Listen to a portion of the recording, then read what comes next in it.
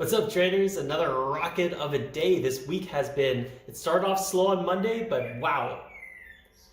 Man, the birds have been so loud on this the live stream today. It was crazy. I thought one was even going to fly in the window at one point. Monday started off slow after a 3-day weekend. Memorial Day was on Monday. So Tuesday, that's what I meant to say. This bird. Tuesday started off a little bit slow, but by Wednesday, big volume. Thursday, big volume. Friday, today, just absolutely crazy. We're getting halts in all directions. It was good fun. Trading today, I ended today green barely because we had a kind of a ridiculous first trade. I had 2 scratches and then one really, really nice breakout. So we'll review all the trades like always, but again, today I really want to be focusing, every day I always want to be focusing kind of on one main takeaway, one main topic, and today I really want to be focusing on what is the best stock to trade and when is the best time to trade it, when, what should you be looking for? So I want to go over a few clear entry points. Obviously, hindsight is always 20/20, but some of them I missed totally because I was just watching something else, so I wasn't even able to jump on them. So I want to talk about being in the right place, being at the right time, looking for the right setups, especially obviously with this small account challenge because you only have so many trades you can make a day. I'll also be going over some of my favorite patterns, exactly what I'm looking for, and in terms of breakouts, especially with the 15-minute EMA and clear support and resistance levels. And I also had some breakout or bailout trades that worked out really, really well this time, actually twice. And overall, it was just a fun trading day. Although I gotta say, there was 2 times the price pulled back to my limit order, basically looked at it at like 0.1% away, and then reversed and bounced back up. And I was like, oh, what? You gotta be kidding me. One of them, I even missed a 17% move because of that. I was just a little bit too conservative with my limit order. I don't even know if conservative is the right word, but either way, I missed it. And whatever, either way, trading today was good fun. Like always, the community was, again, top notch. It's always fun to trade with you guys, learn from you guys, and just kind of grow the community together. We have so much more to learn on this $25,000 challenge and beyond, whatever happens afterwards. So I'm just super stoked to share that experience with you. If you're totally new here, definitely consider subscribing and hitting that bell icon too. We go live every morning at 9:15 a.m. to trade, first review the watch list and then trade the market open every day. Don't forget to leave a like, guys, if you enjoy the comment. Questions and comments, leave them below. I answer all of them myself. Let's get into the video now, and then it's weekend, which is extra good because I'm going to a beer garden right after this. Whew. Wow, guys. What a fun little day. Oh man, this challenge is going to be the end of my life. It wasn't, look how much we canceled orders and traded today. Okay, so I ended the day with $17, not really too crazy. We started off red, ended green, really just had a lot of scratches today. We had 1 really red trade, 2 scratches, and then 1 green trade. What I mean by scratch is basically closed out for nothing. The first one we literally closed for 0, and the second one we closed for $1.78 loss. So kind of a cool day overall. Just and here's why I'm a little exhausted with the challenge. You guys probably already know this, but again, it's just being limited on trades. So right after we closed our last trade, I called out another good setup, and this one's already up 18%. Or 13% from where I called it out. So there's nothing wrong with losers. There's nothing wrong with taking a loss. I looked up my stats earlier, and my stats were a little over 60%, which means every 10 trades, 4 are going to be wrong. So I had 60% win ratio, which is totally fine. But if, let's say, 3 trades out of the gate are red, though, that's like how much I can trade the whole day because of my small account challenge, because we can only trade the cash we have available to trade that day. So it's this constant juggling that you really have to really kind of come to terms with, and ideally figure out what the best opportunity is that day, so you have you just look like, if this is a little dip trade, maybe it's not worth it. Maybe just wait for a better setup. But then that dip trade could have been an 8% profit, and then you're getting FOMO or whatever, and then you jump in a trade that's equally not as great. So it's much harder said or done than said when in terms of looking for the best setups, because what is the best setup? Sometimes you don't know till it really runs, and then maybe it's too late.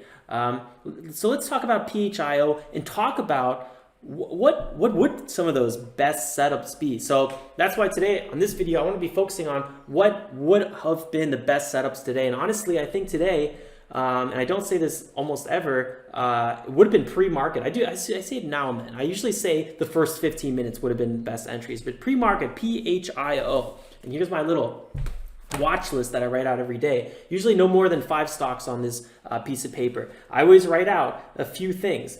Number 1, PHIO, gapping up 160%. It was actually, I ran the scanner. I looked at the scanner at about 8 something. So I saw this. This was 60%. So originally on my list, I have 60%, and I drew a red 1 to indicate that actually it went up 160%. So gapping up 60% at the time, 4 million float, that's less than 10 million. That's what we're looking for. US biotech, positive data on tumor drugs. So it has a catalyst, it has a nice low float, gapping up a lot, big potential, strong spike history, and it has room to run. So a lot of these little spikes here, doesn't hold all the time very well, but it definitely spikes nicely. It stays true to key support and resistance levels. It has a gap down area here, and that's why we were thinking there's a good chance it's going to see these areas, 6.5. All this stuff we were calling out pre-market. I would have loved to trade PHIO, but I was away from the computer for most of this. So when PHIO broke above 3.75, this is key multi-month support and resistance zone. These are important levels.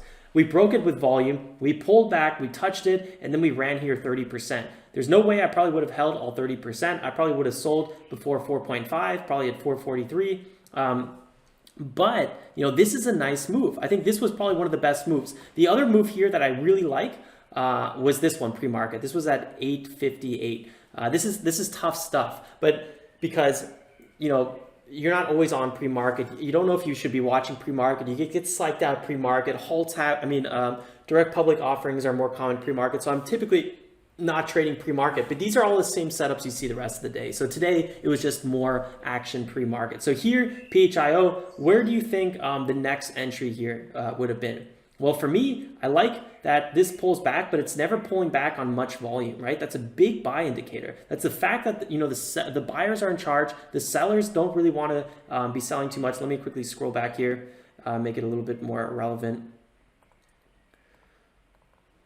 Okay, and let me scroll back one more time. Okay, so this is all pre-market here. So here, selling volume is not very high, especially near the end. And then boom, we have 2 spikes up here, big volume, one little light volume pullback, and then wham kablam, this thing runs another 30%. So those 2 entries, where is it? Right here on this pullback and right here on this pullback would have been my favorite 2 entries if I saw them. Unfortunately, I missed both. I didn't feel like trading any of this.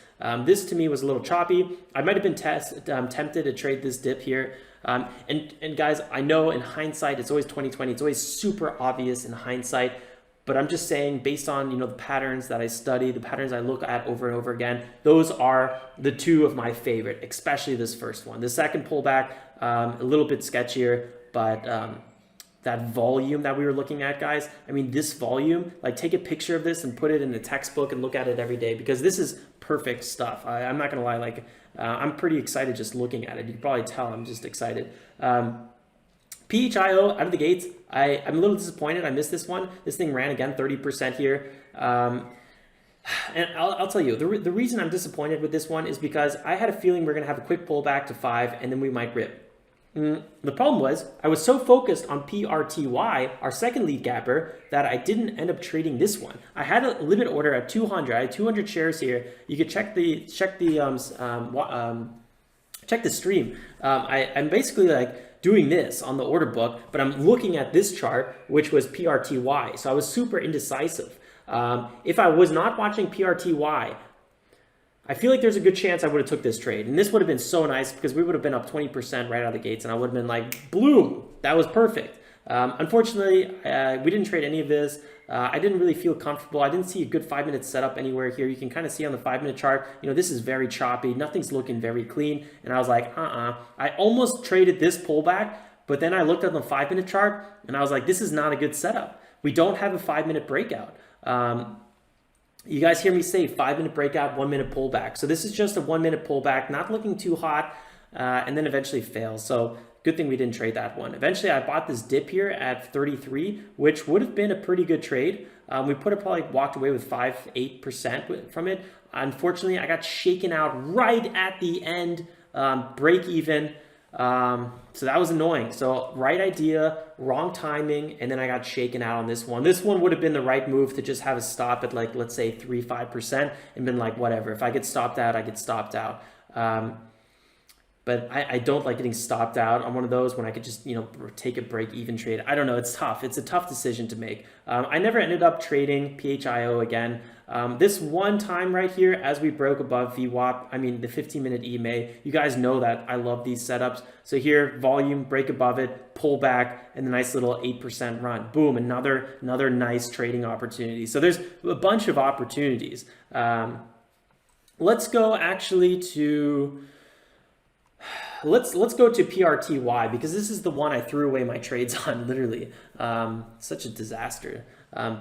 So pre-market, this one was doing all right, but started selling off kind of aggressively. And then I was like, okay, you know what? I'm going to be looking for a red to green move. That's what I'm going to be focused on. We had a nice pullback here. I bought on this dip, probably a little too aggressive, pulled back one more time, and I was like, oh, I knew that was too aggressive, pulled back a third time, and this is tough, because this is when I probably would have bought it if I didn't buy this one. So I held through this, and then I was waiting for a bigger move here. Didn't happen, and then I got stopped out almost at the perfect low, and I was like, that's not a fun way to open up. So I lost basically 5% on this one. That was kind of, it wasn't great, but it wasn't the worst.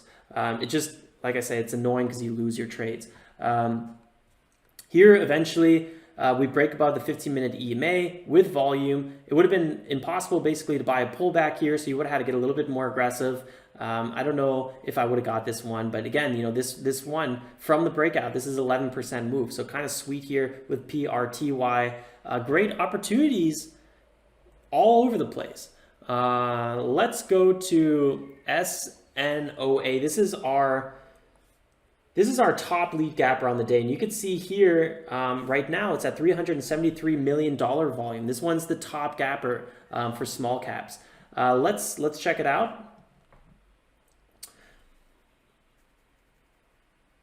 Wait, I was going to talk about a different ticker and I forgot which one it was. Okay, I have it written down. I see it here now. Okay, SNOA. This one was pretty interesting out of the gates. I thought this was kind of cool. 170% gapping up. SN, where is it? 2 million float. This was nice. 2 million float, guys. Again, exactly what we're looking for. U.S. drug manufacturer that got an Australian nod for approval for their hand sanitizer, which apparently is anti-corona properties, coronavirus. So big news there. Coronavirus news, all good stuff. This thing goes just absolutely crazy out of the gates. And again, this is another one. Check out the daily chart with some serious big time resistance here. I mean, this was a huge gap. Just an insane open, big resistance, and then it broke higher, even hit almost 20 bucks. So yeah, out of the gate, if you bought this one on the breakout past this candle right here at 1325, that's a 20% move, but then it gets halted and goes back down. This is scary stuff. This made me not want to trade SNOA after this. I was actually waiting for another dip here below. I even had a limit order at like 11.5, so waiting for another drop.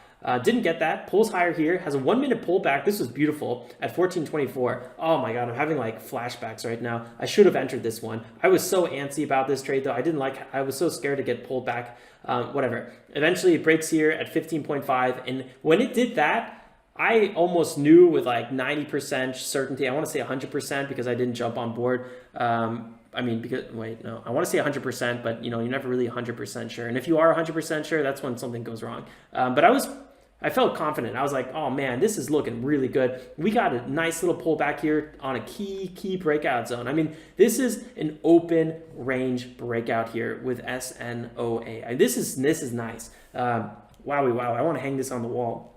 So SNOA pulls back after a nice breakout with volume, guys. Look at this volume. Continues to run up here, 25% move. Why was I not on board with that one? What was I doing? It was a tough morning because there was a lot going on. So to make it easier, sometimes you just got to be like, whatever, I'm going to miss some opportunities if I don't look at all this stuff. But if I can at least get dialed in with one ticker, sometimes that pays off. And I say that quite often because oftentimes when I don't do that, you know, I'm a little disappointed. And when I do that, I feel pretty good afterwards. So SNOA, I'm waiting for this flag pattern to break out here. I'm looking for a continuation. I like what I'm seeing. We broke above the 15-minute EMA with volume. However, unfortunately, we don't get that follow through. So I just got out of this trade with a small loss, 178. This was kind of ridiculous. But it was good that I collected my losses. I mean, you know, breakout or bailout. You know, this one was not showing the breakout. So I was like, you know what, I'm out of here. It ended up dropping 20%. Imagine that. That would have been horrible. Eventually in this area though, I was looking at it and I like this because we had a triple bottom here near big support and we were pulling back to the upside, and I was like, this looks good. This has potential for a retest of VWAP, and ideally here at 15.2 or at least. So I would have bought here, but I was out of trades already at this point. This is what we were talking about in the live stream. We did have another pullback here. So again, I would have bought too early and I might have gotten shaken out and took a loss on this one. It's hard to say what would have happened. But if I held through this, you know, this could have been, again, like 8% move. So it's just like, there's so much potential here. And that's why I'm a little frustrated. It's because with this small account, we're so limited on how much we can trade a day. I'm going to stop complaining about that, but whew, it's going to feel so good when we beat the $25,000 mark and we have unlimited trades. It's going to be a different world, but it's not, I'm not scared of having unlimited trades because I know by the time we get there, I'm going to be very disciplined. By the time we get $25,000 and we grow this account, I mean, like, you're going to have a skill set. You're not just going to be, you know, thrown into the wilderness with unlimited trades. You're going to go into the wilderness with like a freaking arsenal of equipment. It's going to be good stuff. So definitely subscribe if you haven't already and join the challenge. There's one more ticker I want to talk about here, ADAP. Did I trade this one? I almost forgot.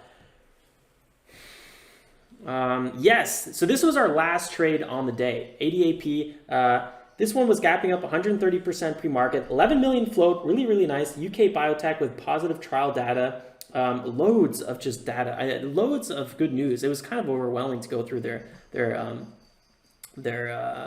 PR. Anyway, I didn't end up trading any of this. We did have it hit a low of $8.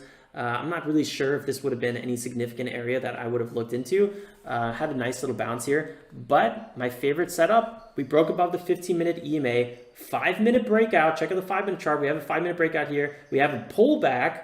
I enter on this pullback, and then wham kablam, this thing goes up 12%. I got most of this move. It was quite nice. We made about 90 cents a share. Really, really sweet. Unfortunately, I was low on capital at this point, and this was one of my smallest position sizes. So yeah, that's how it goes sometimes. What are you going to do?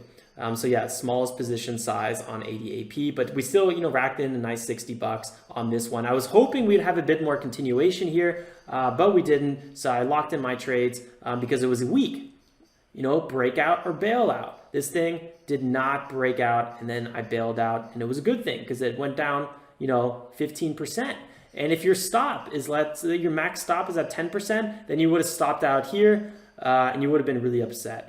I think you would have been upset. So overall, great trading day.